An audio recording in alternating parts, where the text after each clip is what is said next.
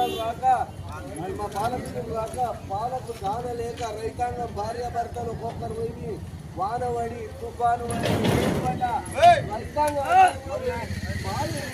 పాలు పోతే ప్రభుత్వం ఇంత మొండి వైఖరి వహిస్తే మేము ఏ విధంగా బతకాలి?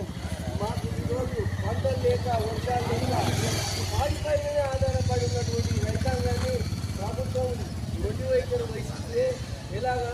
ఈరోజు పాలభూములు ఉన్నటువంటి రైతులు అందులో ఉన్న ఉద్యోగస్తులందరూ కూడా నెల ఫస్ట్ వస్తేనే జీతాలు తీసుకుంటారు. మేము పంపిన పాలు అమ్ముకొని 5 నెలల పాలు పోసుకొని మాకు బిల్లు లేకపోతే ఈ రాష్ట్రంలో 40-50% రైతాంగం ఉంది. మేము పాలు వింటేనే ఛాయ్ తాగుతారు, మేము పాలు వింటేనే స్వీట్ చేసుకుంటారు, పెరుగు వేసుకుంటారు, తింటారు, తాగుతారు మీరు అంత కమ్మగా.